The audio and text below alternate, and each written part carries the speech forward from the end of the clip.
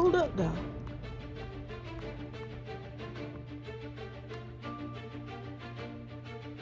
Data restored. Back up. Is this kid even a kid?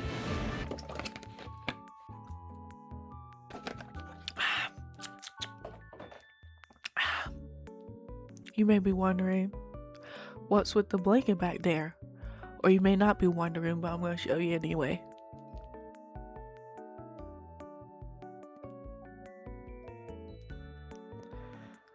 I guess that's her bed as for right now as I record this video. But later, it's going to be mine again. Okay, let's get into it.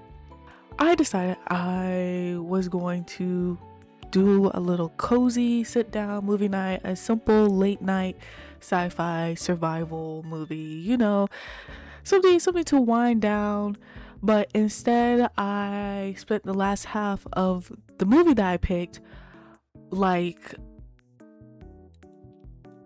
wait, what is actually happening right now? Yeah. Today I'm talking about The Great Flood on Netflix. I went to this movie with very low expectations. And when I say low expectations, I really didn't expect anything. I just wanted something easy, something tame, something I could half watch before bed. And for the first part, I got exactly that. I was in the zone. I was like, oh, this is such a good movie. But about an hour in, or maybe even a little more over an hour, this movie changed directions. It was going like this, and then it went like this. And I was just left there like.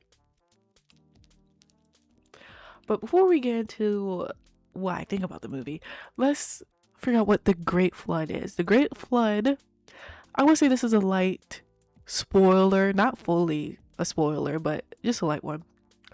The Great Flood follows a world overtaken by rising waters, where survival isn't just about staying alive, it's about understanding why things are happening at all.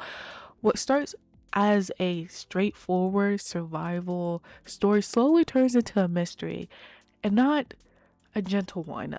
You're suddenly asked to piece together things and reevaluate characters and question what you thought the story was about even in the first place. I know on the first hand, I expected simple survival sci-fi. This is the three things that I expected. Why I said low expectations? This is what I was expecting. What I got was a mystery, a lore dump, and a lot of fast explanation, all packed in the second half of the movie. And honestly, that shift threw me off. I was on the boat, and then we just went right all of a sudden, and I was like, wee, you know? Not because, first of all, not because the ideas were bad, but because the movie moves very quickly when it decides to explain itself. There's a moment where one character is basically explaining everything to another main character. If I was to give it even more of an example, here. I'm the main character. And Oswald back there, he's the other main character. This is how it will go. Hi. Yeah, so basically, all of this stuff is happening and blah blah blah, and you're in this loop right now and everything's going down and blah, blah, blah.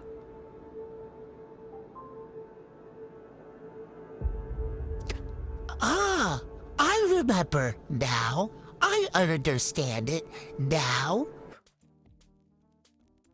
And I was left there. Wait, what? Let's rewind. Huh? Can we just Can you give it to me again? Can you explain it very slowly to me again? You know, a movie is confusing when people are making explain videos about it. Yeah, that's the kind of confusion I'm talking about right now. But moving the confusion aside, like just pushing it over this direction, I want to talk about the setting. This movie actually does a really good job. The flooded world feels heavy, isolated, and tense, but the the live-in environment, you see people's houses, their living situation. They're in apartments, but they look different, but at the same time. I don't know how to explain that very well. It's very, like I said earlier, lived, and you feel trapped with everybody. Um, that being said, though, the CGI water did take a second to get used to. I know we're in that age where we can CGI water and stuff like that. The Little Mermaid, Avatar, but it still looks very unnatural. It's like where you can tell it's CGI and your brain has to adjust, like the hair, the movement of the clothes. But once I like settled into it, it worked. The visuals aren't perfect, but they're efficient, and the atmosphere carries a lot of the film. I really put an emphasis on that. The characters are mixed. The kid, I'm not going to lie to y'all, he annoyed me, but also he's a kid, so that part kind of worked in a realistic way, even if it tested my patience. The main character, though, solid. The acting really helped ground the chaos of the story. Even when I didn't fully understand what was going on, I believed them. And I think that's a really important part. And that matters a lot in the movie, like this, especially like this. So I think the Great Flood really depends on expectations. I'm gonna be honest. For me, it really depended on my expectations. If you go in wanting something simple, you might feel frustrated, like I was. If you go in ready to think, rewind, and maybe even Google some things afterwards, because I actually did look that up at the end, but then I wasn't going to watch any of the videos and read because it was late at night. You might appreciate it more. For me, the confusion wasn't because the story was bad. It was because the movie asked you to shift gears very late into the runtime.